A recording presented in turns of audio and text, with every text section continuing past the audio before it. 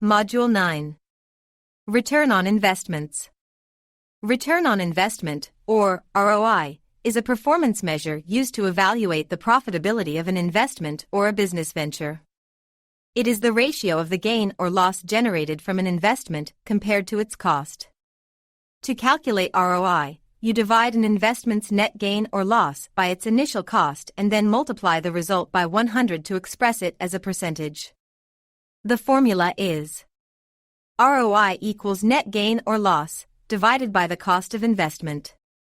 For example, if you invest $10,000 in a stock and sell it a year later for $12,000, your net gain is $2,000.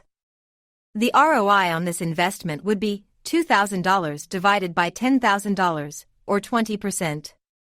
ROI is an essential metric for evaluating investment opportunities because it allows you to compare the potential returns of different investments and make informed decisions based on their relative profitability. Let's look at a more complex example. Suppose you invested $50 per share in the shares of QRS Corporation 3 months ago. It paid a dividend of 75 cents today, and then you sold it for $53 a share. You gained 75 cents per share based on the dividend and realized a capital gain of $3 per share when you sold. That's a total gain of $3.75 per share. Since your investment was $50 per share, your ROI is $3.75 divided by $50, which is 0.075, or 7.5%. Standard deviation of a stock.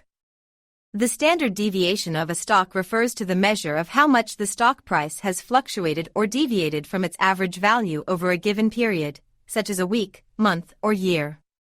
It is a statistical tool used to measure the volatility of a stock. Volatility is also used as a proxy for risk, since the wilder a stock swings, the riskier it is. Standard deviation measures the variation, or dispersion, in a data set. In the context of stock prices, it measures how much the stock price varies from its average value. A stock's standard deviation is calculated by determining the average value of the stock price and then calculating the difference between each day's stock price and the average. These differences are then squared, summed up, and divided by the number of data points minus 1. Finally, the square root of this value is taken to get the standard deviation. This is a pretty complicated formula. But the good news is that in Excel or other spreadsheet program, you can quickly find the standard deviation for a data set by using the equals STDEV formula. A high standard deviation means that the stock price is highly volatile and has fluctuated significantly, while a low standard deviation means that the stock price has been relatively stable. Investors and traders use the standard deviation of stock to assess the risk associated with investing in that stock. A higher standard deviation implies a greater risk of loss, as the stock price is likely to be more volatile. On the other hand, a lower standard deviation implies lower risk, making the stock a more attractive investment. Let's look at an example. A stock's price on 5 consecutive first days of the month was valued at 38, 47, 65, 72, and 64 respectively. To calculate the standard deviation of the stock price, we can first find the average value of the stock price over the 5 dates. 38 plus 47 plus 65 plus 72 plus 64 is equal to 286. Divide 286 by the sample size of 5, for an average value of $57.20, or 57.2. Next, we calculate the difference between each date's stock price and the average. Date 1, 57.2 minus 38 is equal to 19.2. Date 2, 57.2 minus 47 is equal to 10.2. Date 3, 57.2 minus 65 equals negative 7.8. Date 4, 57.2 minus 72 equals negative 14.8. Date 5, 57.2 minus 64 equals negative 6.8. We then square each of these differences. 19.2 squared is 368.64. 10.2 squared is 104.04. Negative 7.8 squared is 60.84. Negative 14.8 squared is 219.04. Negative 6.8 squared is 46.24. Note that because we're squaring the values, the negative numbers all turn positive. In standard deviation, the only thing that matters is how far each value is from the center, or average. The direction it deviates from the average is irrelevant. The sum of these squared differences is 798.8.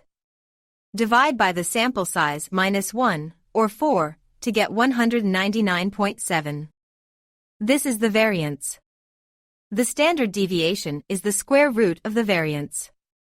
In this case, that's the square root of 199.7, which is 14.13.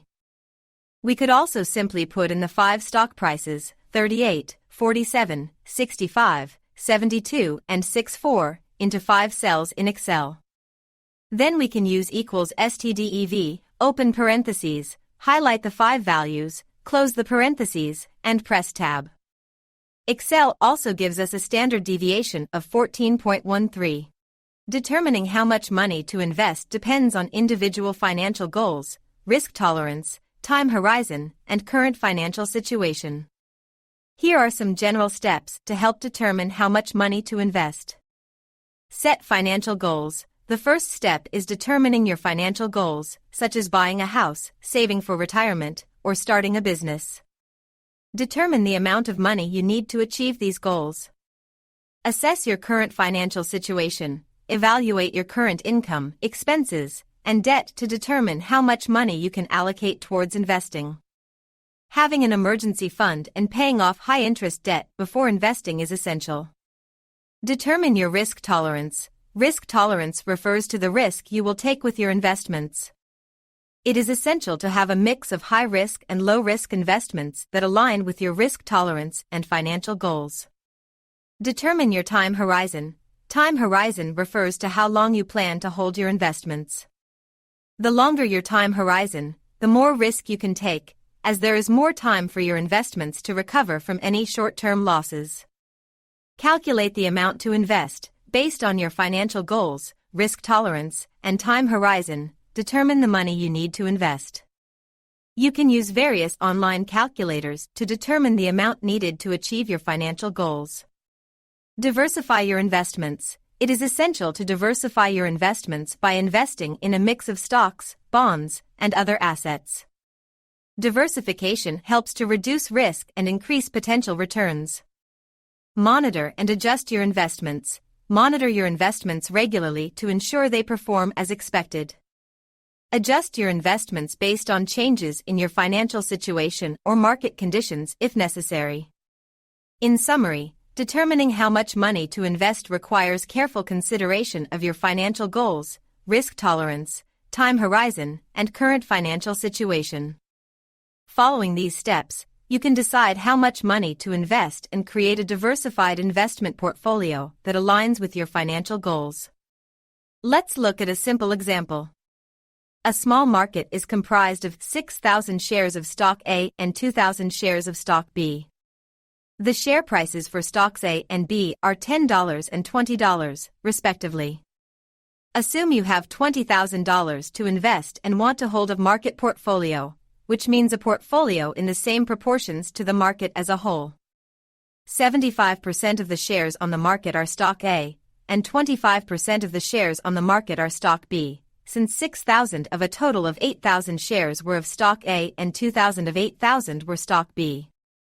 But, stock B is twice as valuable. So, we can multiply the shares by the value per share. Now we have a total of $60,000 worth of stock A and $40,000 worth of stock B. So, the market is really 60% stock A and 40% stock B. If you have $20,000 and want to invest in that proportion, you'd put 60% of it, or $12,000, into stock A, and the rest, 40%, or $8,000, into stock B. You'd now hold a market portfolio. A market portfolio such as this one is diversified to the point that its risk is spread equally across the market. Spread on a much, much larger scale, diversified portfolios of stocks try to spread investments out across many different stocks so that the investor can simulate, as closely as possible, the performance of the market as a whole. Price per share with equity cost of capital. Price per share is the current market price of a single share of a company's stock, and the equity cost of capital is the required rate of return that investors expect to earn from investing in the company's stock. The price per share and equity cost of capital are closely related, as the price per share is affected by changes in the equity cost of capital. Equity cost of capital, also known as the cost of equity, is the rate of return that a company must offer to its shareholders in order to attract investment and compensate them for the risk of holding the company's stock.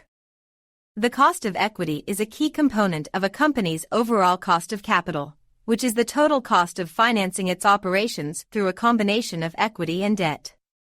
The cost of equity is typically higher than the cost of debt, as equity investors expect a higher rate of return to compensate for the greater risk involved. When investors purchase a company's stock shares, they buy a share in its ownership. Investors expect to earn a return on their investment commensurate with the risk they are taking. The equity cost of capital is the minimum return investors require to invest in the company's stock, given the risk associated with the investment. The equity cost of capital influences the price per share of a company's stock in several ways. If the equity cost of capital increases, the price per share of the company's stock may decrease, as investors will require a higher return to justify investing. Conversely, if the equity cost of capital decreases, the price per share of the company's stock may increase, as investors will require a lower return to invest in the company. Price per share of a company's stock and the equity cost of capital are closely related, as the equity cost of capital affects the minimum return that investors require from the investment, affecting the stock's market price. By understanding the relationship between price per share and equity cost of capital, investors can make informed decisions about investing in a company's stock. For example, assume that XYZ Systems will pay a dividend of $5 this year. You expect the dividend to grow by 4% per year, and its equity cost of capital is 6%. We can use the dividend discount model to project the price of an XYZ share. This assumes that the price per share equals the present value of all future dividends. Since it's a perpetuity, we once again use the formula. Price equals payment, divided by the rate minus the growth. In this case, the payment, or dividend, is $5.